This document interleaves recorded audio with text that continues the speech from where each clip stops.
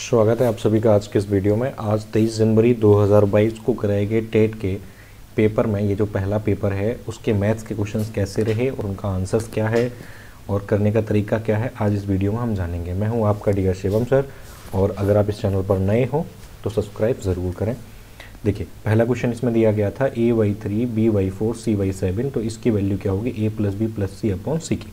तो बड़ा आसान है, यहाँ पर जो आपको a की वैल्यू दे रखी है वो है 3 और b की दे रखी है 4, c की दे रखी है 7 और c की यहाँ पर वैल्यू ही कितनी है 7। ऊपर हो जाएंगे 14, नीचे हो जाएगा 7। इससे इसको कैंसिल करोगे, आंसर आ जाएगा 2। इसलिए आपका ऑप्शन नंबर 3 इसका सही होगा। अगला क्वेश्चन ये दे रखा है कि 5 जनवरी 1991 को शनिवार था। 5 जनवरी की बात कर रहा है और बात कर रहा है 1991 की। क्या कह रहा है कि इस दिन शनिवार था, ठीक है। आगे कह रहा है 5 मार्च, कहाँ जाना है, 5 मार्च पर जाना है और ये 1992 की बात कर रहा है। कौन सा दिन होगा? तो देखो 1992 जो 92 है, इसमें 4 का अगर आप डिवाइड दो तो पूरा पूरा चला जाएगा। 4 2 8, 2 1 रह जाएगा, 4 3 12। मतलब ये जो 92 है ये एक लीप बर्थ है, और अगर लीप बर्थ का फरवरी ड्यूरेशन के बीच आता है तो बिल्कुल इसका फ़र्क पड़ता है, इसका प्रभाव पड़ता है। तो हम अगर 5 जनवरी से लेकर 5 मार्च 1992 तक जाएं तो आप देखोगे फरवरी 1992 इसके बीच में आएगा, तो मतलब उसका फ़र्क पड़ेगा। तो कैसे करना है, तो आप सबसे पहले इस कंसेप्ट को याद रखिए कि 5 जनवरी 1991 से अगर हम 5 जनवरी 1992 तक जाते हैं तो अभी तक तो फरवरी नहीं आएगा, तो मतलब यहाँ से यहाँ आने पर 92 पर आने पर आपको सिर्फ एक दिन प्लस करना पड़ेगा। यानी आपका अब दिन कौन सा हो जाएगा, अब दिन हो जाएगा आपका शनिवार से हो जाएगा रविवार, संडे आपका हो जाएगा, शनिवार से हो जाएगा रविवार, यहाँ से हो जाएगा आपका संडे। आप समझिए, संडे अगर आपका यहाँ डे हो गया है तो आगे अब हम कितने दिन और जा रहे हैं, तो 5 जनवरी 1992 तक तो हम पहुँच गए हैं, हमें जाना है 3 मार्च तक। तो जनवरी में कितने डे रह गए हैं, जनवरी में रह गए 26 दिन, फरवरी में रह गए हैं 29 दिन क्योंकि ये लीप ईयर है तो ये 29 हो जाएगा, और मार्च में हो जाएंगे 3 दिन। ये टोटल आपका कितना बन जाएगा 58। इस 58 में 7 का दे दो डिवाइड, तो 8 7 56, 2 रह जाएगा रिमाइंडर, 2 रह जाएगा रिमाइंडर। मतलब 2 दिन प्लस करना है, तो संडे से 2 दिन प्लस करोगे तो आपका आंसर आ जाएगा मंगलवार।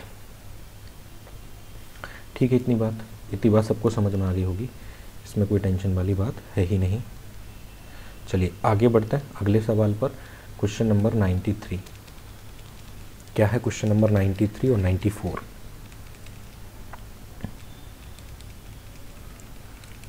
क्वेश्चन नंबर 93 में ये दे रखा है कि इस तरीके की संख्याएं दी गई हैं, इनका सॉल्यूशन कैसे करोगे, ये आपसे बोला गया। तो बड़ा आसान है, मैंने कहा अगर आप बेस को पलट दो तो जो पावर होती है वो पॉजिटिव हो जाती है। तो यहाँ पर जो पावर है वो पॉजिटिव हो जाएगी। आप यहाँ देखोगे कि 3 की पावर 3 पॉजिटिव हो गया, 4 की पावर 2, यहाँ मैं सॉल्व कर देता हूँ, इस तरफ दिख जाएगा आपको, 3 की पावर 3 हो जाएगा, माइनस 4 की पावर 2 हो जाएगा, और यहाँ ब्रैकेट क्लोज है, मतलब इतना ऐसा पहले सॉल्व करना है। अब यहाँ आ जाओ, 4 की पावर 3 ये पॉजिटिव हो जाएगा, तो इसकी वैल्यू होती है 27, इसकी हो गई 16, ये ब्रैकेट क्लोज है, ये पहले सॉल्व होगा।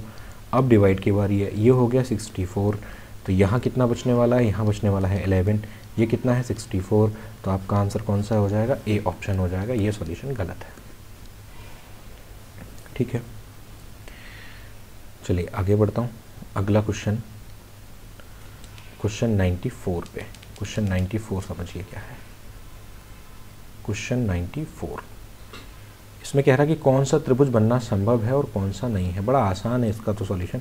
देखो, त्रिभुज में क्या होता है, कोई भी 2 छोटी भुजाओं का योग, उसकी एक जो सबसे बड़ी भुजा है उससे ऊपर निकल जाए, बड़ा निकल जाए। यहाँ बराबर है, संभव ही नहीं है, यहाँ बड़ा है, ये संभव है। इसको जब आप चेंज करोगे 10.5 आएगा, 3.9 आएगा, ये बड़ी 10.5 है तो 3.9 और 6.5 ये दोनों छोटी रह गई, ये भी इससे ऊपर नहीं जाने वाली जुड़ करके, ये भी नहीं होगा। इसलिए आंसर इसका सेकेंड वाला ऑप्शन सही हो जाएगा। चलिए आगे बढ़ता हूँ नेक्स्ट क्वेश्चन पे। 95 आगे जा रहा है PDF, एक सेकेंड। हमें जाना है 95 पे। ये रहा 95 क्वेश्चन। क्या है इस क्वेश्चन में समझो। कह रहे हैं इसको असेंडिंग ऑर्डर में लगाइए। असेंडिंग ऑर्डर का मतलब हो गया छोटे से बड़े की ओर लगाइए। तो कैसे पता करें कौन छोटा है कौन बड़ा है? तो ये √3 दे रखा है, यहाँ पावर मतलब 4 पे कड़ी दे रखी है 3 की, यहाँ 5 पे कड़ी दे रखी है 4 की। इसको हम लिख सकते हैं 3 की पावर 1/2, 4 की पावर 1/3 और 5 की पावर 1/4 लिख सकते हैं। अब जितनी भी ये पावर्स हैं, इसमें नीचे ये 2 है, ये 3 है, ये 4 है, इनका एलसीएम ले लो। तो 2 का 3 का और 4 का एलसीएम आएगा 12, और 12 का मल्टीप्लाई सब में कर देंगे। तो 1/2 में जब 12 का मल्टीप्लाई करेंगे तो वो 6 टाइम कैंसिल होगा। 4 तो बेस है ही, 1/3 में जब 12 का मल्टीप्लाई करेंगे तो 4 टाइम कैंसिल होगा। 5 तो बेस है ही, 1/4 में करेंगे 3 टाइम्स कैंसिल होगा। इसकी वैल्यू बहुत बड़ी आने वाली है। ये 243 × 3 ज़्यादा हो जाएगा काफ़ी। ये 256 होने वाला है, ये 125 होने वाला है। तो ये सबसे छोटा, ये उससे बड़ा और ये सबसे बड़ा है।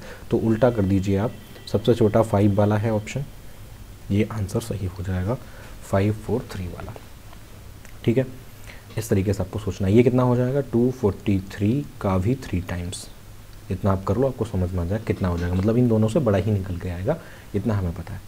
तो क्वेश्चन 96 पे आते हैं।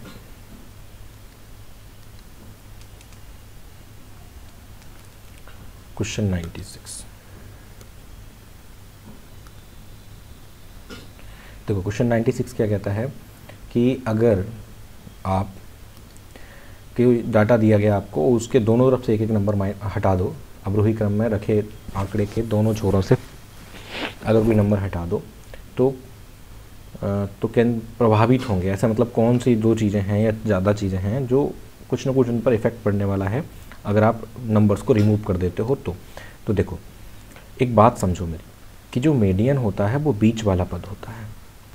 अगर इस तरीके से ये 5 पद हैं, इनका भी बीच का पद सी है, तो आगे चल के अगर ये दोनों नहीं रहेंगे तब भी बीच का पद सी ही होगा।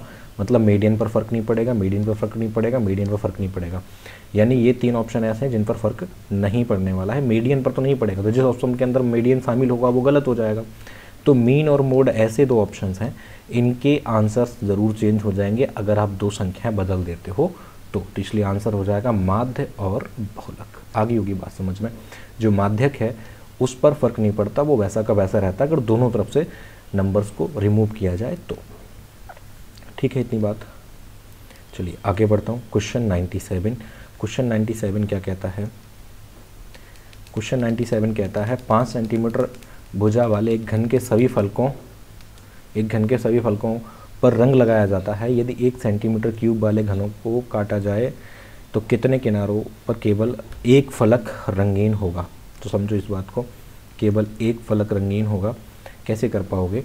जैसे समझो, अगर ये एक क्यूब है, क्यूब का एक फेस है, ऐसे तो क्यूब में 6 फेस होते हैं, और ये 5 सेंटीमीटर भुजा है, तो इसको जब आप ऐसे काटोगे तो एक एक के टुकड़ों में 5 बार ही काट पाओगे, 3, और ये देखिए आप 5 बार कट गया। इस तरीके से जब आप काटोगे, ये भी 5 बार कट गया। तो ये जितने किनारे पर रखे हैं, ये वाला, ये वाला, ये वाला, ये वाला, ये 2-2 बार पेंट हो जाएंगे। मतलब इनका ये वाला फेस भी, उधर वाला फेस भी। लेकिन अगर बीच वाले इतने पकड़ो, इतने, ये जितने को मैंने अभी डार्क लाइन से कर दिया है, ये सिर्फ सिंगल टाइम पेंट रहेंगे। और ये एक फेस पर कितने हैं? 9, और फेस कितने होते हैं? 6। तो आंसर कितना हो जाएगा? 54। तो ऐसे फलक कितने हैं? 54 हैं, जो सिर्फ एक बार पेंट होंगे, एक से ज़्यादा बार पेंट नहीं होंगे। अगला क्वेश्चन कह रहा है पंचभुज के अंतः कोणों का योग बताइए। तो पंचभुज फॉर्मूला होता है n-2 × 180। तो 5 में से 2 जाएगा, बचेगा 3 गुणा 180, आंसर हो जाएगा 540। अब आप देख लीजिए कौन सा ऑप्शन आपका सही है। आंसर इसका हो जाएगा 540। क्वेश्चन 98 हो गया। 99 पर आ जाते हैं। क्वेश्चन 99 क्या है, पढ़िए। एक खंबे का 4/7 भाग कीचड़ में धंसा है। जब धंसे हुए भाग का 1/3 भाग बाहर खींचा जाता है तो पाया जाता है कि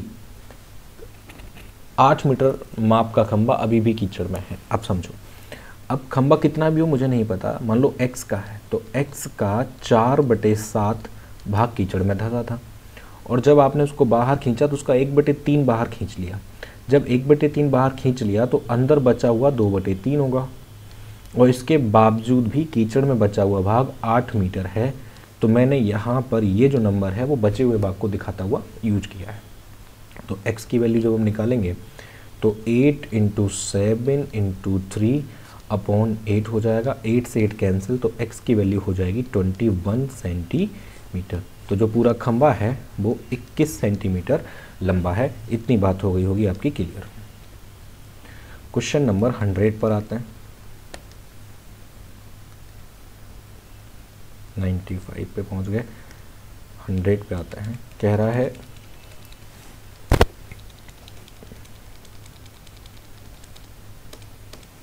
चलिए समझिए,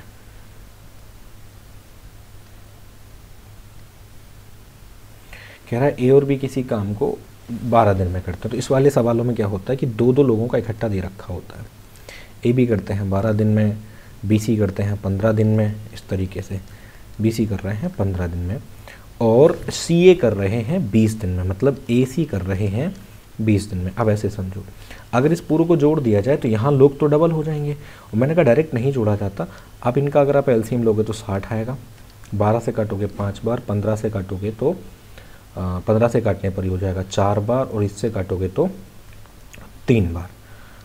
ठीक है, इन सबको जोड़ोगे तो 8 4 12। तो लेकिन ये 12 काम तब हो पा रहे हैं जब हर एक कोई डबल काम कर रहा है। ए 2 बार है, बी 2 बार है, सी 2 बार है। तो सिंगल काम करने पर ये 6 ही लोग काम, मतलब 6 ही काम निपटा पाएंगे। तो ये टोटल टाइम लेने वाले हैं 10 दिन का। जब तीनों मिल करके कर रहे हैं तब 10 दिन का टाइम लेंगे। सवाल कह रहा है कि ए अकेले कितने दिन में करेगा। तो जो हमारे पास 10 आया है वो दरअसल ए प्लस बी प्लस सी तीनों की वैल्यू आ गई है 10। अब अगर हमें ए की वैल्यू चाहिए तो हमें बी और सी नहीं चाहिए। बी और सी का मान हमारे पास है 15, मैंने कहा डायरेक्ट घटाया नहीं जा सकता, तो 1/10 माइनस 1/15 ऐसे घटा सकते हो, या एलसीएम लेकर के घटा सकते हो। एलसीएम 30 आएगा, 10 से भाग करोगे 3 बार, माइनस 2 बार, 1/30, और 1/30 का मतलब ही हो गया 30 दिन। आंसर हो जाएगा 30 दिन। ठीक है, बात इतनी समझ में आ गया होगा। चलिए क्वेश्चन नंबर 101, 102। तो क्वेश्चन नंबर 101 और 102 में क्या है? क्वेश्चन नंबर 101 कहता है कि इन सब का HCF बताना है। मैंने कहा जब HCF पूछा जाता है तो ऊपर वाली संख्याओं का आपको HCF लेना है और नीचे वाली संख्याओं का LCM लेना है। तो 14, 42 और 21 में 14 से 42 तो कटता है, 21 से 14 3 42, ये इससे कैंसिल हो जाएगा, और 14 से पर 21 नहीं कटता, इसलिए 7 से ये तीनों कटते हैं। तो 7 वाला आंसर ये रहा। अब नीचे आ जाते हैं, इसको हम लिख सकते हैं 3 × 11, इसको लिख सकते हैं 5 × 11, इसको लिख सकते हैं 2 × 11, और 11 सब में कॉमन है, 3 5 2 कॉमन नहीं है, ये अलग अलग रहेंगे। 10 30 और 11 का मल्टीप्लाई, ये वाला ऑप्शन हो जाएगा आपका 7/30।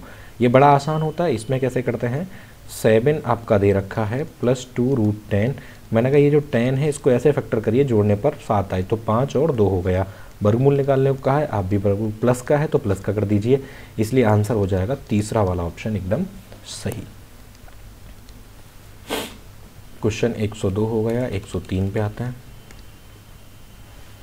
103 क्या है? 103 पढ़िए ज़रा क्वेश्चन। देखो 103 क्वेश्चन में दिया गया है, एक वर्ग एक समबाहु त्रिभुज की एक भुजा ओहेनिस्ट है, मतलब कॉमन है। त्रिभुज की भुजा इतनी है, तो एक काम करते हैं, हमने ये त्रिभुज बना लिया, इस तरीके का एक ट्राइंगल है, ये समबाहु त्रिभुज बनाया, और इसकी भुजा के साथ एक वर्ग लगा हुआ है। तो जितनी भुजा इस ट्राइंगल की है उतनी ही इस वर्ग की है। ये दे रखी है 4/3, तो ये तीनों भुजाएं 4/3 होंगी, अंदर वाली भी 4/3 होगी, ये भी 4/3 होगी, ये भी 4/3 होगी, ये भी 4/3 होगी। अब ये जो आकृति बन करके नज़र आ रही है, इसका आपसे पूछा है परिमाप। तो अब आप देखोगे कि अब हमें एक ये वाली भुजा, दूसरी ये वाली भुजा, तीसरी ये वाली भुजा, चौथी और ये 5वीं। ये जो भुजा है ये वाली, ये गिननी नहीं है, परिमाप में कभी अंदर की भुजा नहीं लेते, और ये 2 भुजाओं को कम कर देती है। एक तो कर दिया इसने ट्रायंगल की भुजा को कम, और एक कर दिया एक वर्ग की भुजा को कम। तो सिर्फ 5 भुजाएं लेनी है, और ये है 4/3, ये हो जाएगा 20/3। जब आप इसको काटोगे तो 6 तिया 18, 6 सही 2/3। तो आंसर हो जाएगा ए ऑप्शन सही। ठीक है, इतनी बात।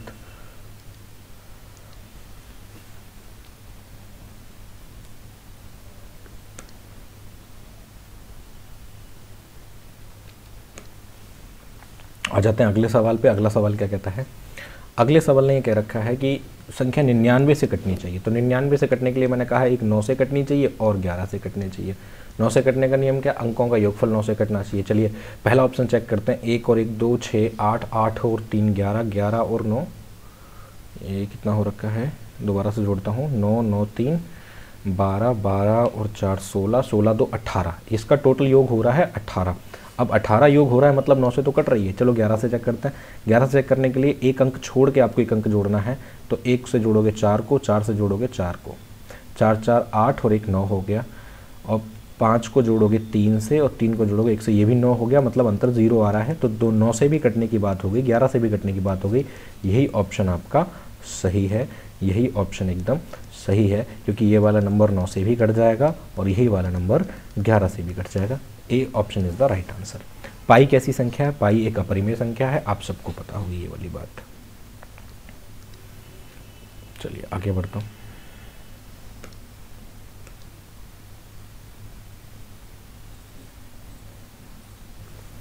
ठीक है, आओ इस क्वेश्चन पे, इस क्वेश्चन की बात कर लेते हैं। क्या कहा इस क्वेश्चन में? 10 की पावर 3x की इसकी वैल्यू। तो यहाँ पर क्या करा है कि यहाँ पर 10 को एक मतलब रीजनिंग टाइप का ये क्वेश्चन हो गया कि 125 की वैल्यू है, मतलब 10 को यहाँ पर 5 मान करके दिखाया गया और x की वैल्यू को 1।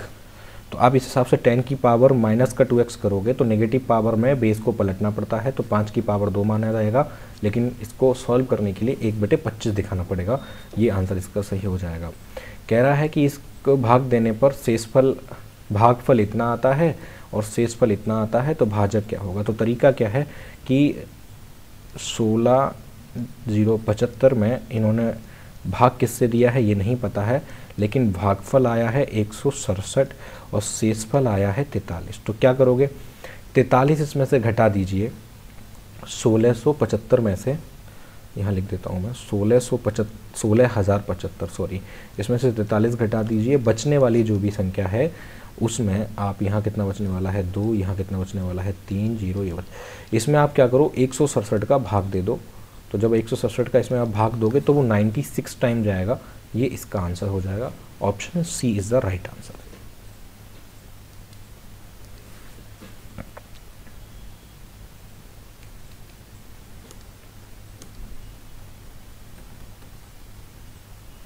कौन सा क्वेश्चन है अब हमारा?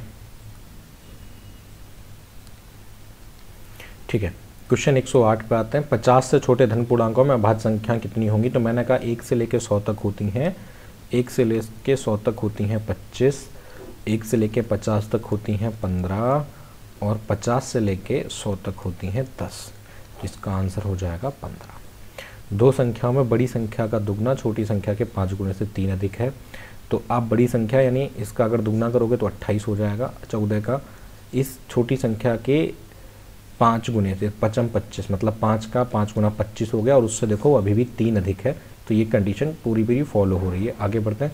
छोटी संख्या के 3 गुने का योग तो बड़ी संख्या के 4 गुने का, तो इसका 4 गुना चाहिए, तो ये हो जाएगा 14 × 56, और छोटी संख्या का 3 गुना चाहिए, हो जाएगा 15। कह रहे हैं 71 होना चाहिए, तो बिल्कुल 71 हो रहा है, इसलिए सी ऑप्शन बिल्कुल सही जवाब है। C option is the right answer. आगे कह रहा है एक वर्ग का क्षेत्रफल जिसकी भुजा 8 है। अब अगर भुजा 8 है तो उसका क्षेत्रफल 64 होगा। आयत के क्षेत्रफल के बराबर है जिसकी लंबाई 16 है, तो 16 गुणा b, यहाँ से अगर b निकालोगे तो वो 64 में डिवाइड लगाएगा। b अगर आप निकालोगे, चौड़ाई अगर निकालोगे तो 64 में 16 का भाग लग जाएगा, आंसर आएगा 4। देखते हैं ऑप्शन है या नहीं। चलिए कौन सा ऑप्शन है? क्वेश्चन नंबर 110 का ए option is the right answer. ये ऑप्शन जो है इसका सही जवाब होगा, ऑप्शन नंबर ए। ठीक है, आगे बढ़ते हैं। Question number 111। क्वेश्चन नंबर 111 क्या कहता है? क्वेश्चन नंबर, यदि क्रय मूल्य यानी जो सीपी है वो 2/3 एसपी के बराबर है, तो यहाँ से सीपी और एसपी, सॉरी यहाँ 3/2 है, ये गलत लिख दिया मैंने एक्चुअली, 1 मिनट। तो यहाँ पर सीपी जो है वो इक्वल है 3/2 एसपी के। तो यहाँ से सीपी और एसपी का अगर रेशियो निकालें तो 3:2, मतलब ये हुआ कि खरीदा 3 में है, बेचा 2 में है, तो 1 का घाटा हो रखा है 3 पे। तो आंसर 33 सही, 1/3 हानि। ऑप्शन नंबर डी सही हो जाएगा आपका, ऑप्शन नंबर डी सही हो जाएगा। Question number 112।